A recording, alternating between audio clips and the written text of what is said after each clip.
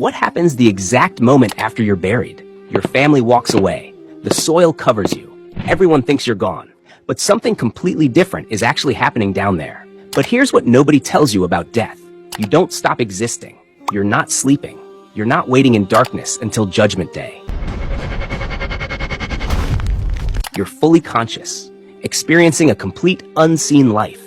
Most Muslims think death means either instant paradise or just sleeping until resurrection. Nothing happens in between.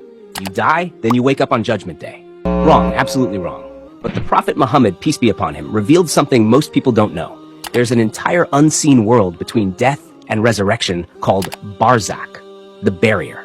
There are 7 stages every soul experiences. You're conscious through all of them. What happens depends entirely on how you live. This comes from authentic hadith in Sahih Bukhari and Sahih Muslim. The Prophet described each stage in detail, not to scare us, to prepare us while we still have time. In the next few minutes, I'm walking you through all 7 stages. By the end, you'll know exactly what's waiting for you and how to prepare right now. Hit subscribe, comment, like, and hype this video so it's reach more people. Stage 1, the descent. Let me show you with an example. This is Ahmad. He died 3 days ago. His family lowered him into the grave, prayed over him, cried, and then walked away. But Ahmed didn't stop existing. Something else began with him. This is stage 1, the descent. His soul is being pulled back to his body. Not like life, but different. He hears his family's footsteps fading above the soil. The silence is crushing, but he's not alone. If Ahmed lived righteously, a beautiful figure appears beside him, dressed in white, fragrant, calm smile. The figure speaks softly. Do you know who I am? Ahmed whispers. Your face brings peace.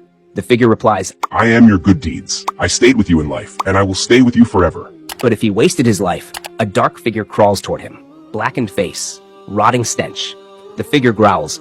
Do you know who I am? Ahmed trembles. I don't want to see you. The figure hisses. I am your evil deeds. I followed you in life, and now you can't escape me. The Quran warns in Surah Al-Mu'minun, behind them is a barrier until the day they are resurrected. So Ahmed is trapped in that barrier now. And what happens next will determine everything. 2 beings are approaching his grave. Stage 2, the questioning. Now this time again, Ahmed hears footsteps. But not human footsteps. Something heavier. 2 figures appear in his grave. Munkar and Nakir. The angels sent to question every soul. Their voices shake the earth around him. This is stage 2, the questioning. They ask 3 questions. Who is your Lord? What is your religion? Who is your prophet? If Ahmed lived on his faith, the answers flow instantly from his tongue. My Lord is Allah. My religion is Islam. My prophet is Muhammad. His heart knows the truth. No hesitation. Light begins filling his grave. But if Ahmed only said he was Muslim without truly living it, his tongue freezes. I don't know. I heard people say something. The words won't come. His mind goes completely blank. Panic sets in as darkness closes around him. The Prophet warned in Sahih Bukhari, they will ask you questions your entire afterlife depends on. Which Ahmed will you be? The one who answers with certainty or the one whose tongue betrays him? Now the grave will begin to react to his answers in the next stage. Stage 3, expansion or constriction. Now suddenly Ahmed feels the walls moving around him. Something's happening to the grave itself. This is stage 3, expansion or constriction. If Ahmed answered correctly, his grave expands. The walls stretch out as far as his eyes can see. Spacious, comfortable, like a room in a palace. He can breathe. He can move. The earth that felt heavy a moment ago now feels like soft cushions. But if he failed the questions, the opposite happens. The walls close in, squeezing, crushing his chest, his ribs pressing into each other. The pain is unbearable. He can't move, can't breathe properly. The earth itself is punishing him. The Prophet said in Sahih Muslim that even the righteous feel a gentle squeeze at first, a reminder of their humanity. But then it releases like a mother's embrace. Same piece of ground, 2 completely different realities. Your deeds determine which one becomes yours. Ahmed's grave settles into its new state. But something else is happening now. The darkness is changing in the next stage. Stage 4, light or darkness. Now Ahmed's eyes adjust to his surroundings, and then he sees something. This is stage 4, light or darkness. If Ahmed prayed his 5 daily prayers, gave charity, helped people, his grave fills with warm light, like sunrise, soft and golden. Every good deed he did becomes light surrounding him. He can see clearly. He feels warmth, peace. But if he skipped prayers, lied, hurt people without seeking forgiveness, complete darkness surrounds him. Thick, suffocating. He can't see his own hands. The darkness presses against him like a physical weight. Every sin he committed becomes darkness that won't leave. The Quran says in Surah An-Nur, Allah guides to his light whom he wills, and for whom Allah has not made light, there is no light. Everything you do in life either builds light or darkness around you in the grave. Every choice matters. Every prayer counts. Every lie adds to the darkness. Stage 5. Comfort or torment. Now, a window appears in Ahmed's grave. He sees something through it. This is stage 5, comfort or torment. If Ahmed lived righteously, he sees paradise through that window. Gardens, rivers, beauty beyond description. He smells it. Roses and musk and sweetness he's never known. Every breath fills him with joy. This is his preview, his promise. Peace floods his heart, but if he failed, a different window opens.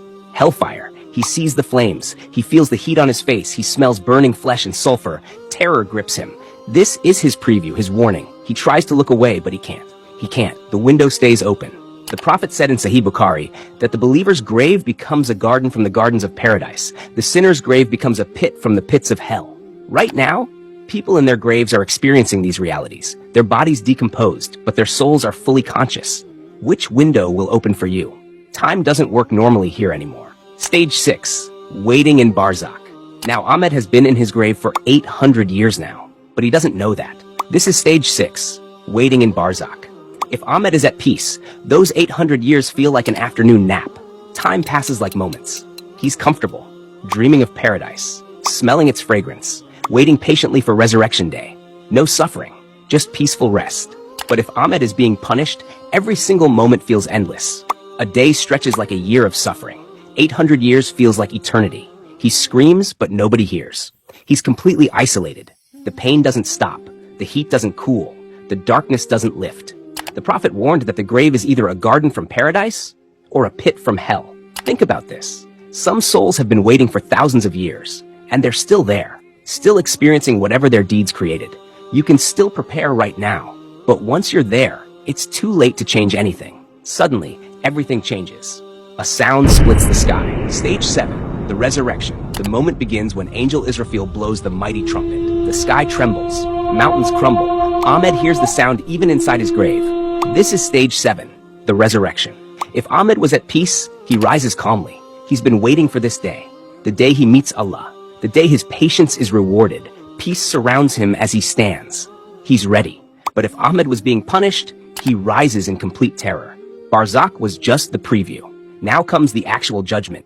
Now comes eternity. Everything he feared in the grave is about to become permanent. The Prophet said in Sahih Bukhari that people are resurrected in the same state they died in. The believer in peace, the disbeliever in terror, barefoot, naked, but so focused on what's happening they don't even notice. Every soul that ever lived rises at this moment. Billions of people, all facing the same reality. Judgment Day has begun. The 7 stages of Barzakh end here. Your eternity begins.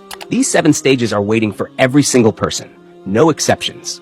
The Prophet said the grave is the first stage of the hereafter. Whoever passes through it safely, everything after will be easier. So ask yourself right now, what will your answers be when the angels arrive? Will your grave expand or squeeze? Will you be surrounded by light or trapped in darkness? The beautiful truth is, you're still breathing. You can still prepare. Every prayer, every good deed, every moment of remembering Allah builds your reality in Barzakh. And the foundation of all of this is your 5 daily prayers. If you're praying consistently, your grave will be light and peace. But if you're struggling with prayer, if you're skipping Fajr, if you're delaying prayers, you need to fix this now. I made a video breaking down the 5 specific traps that keep Muslims from praying and exactly how to escape each one. If you're struggling with daily 5 prayers, watch this video right after this, because the quality of your Barzakh depends on the quality of your prayers today.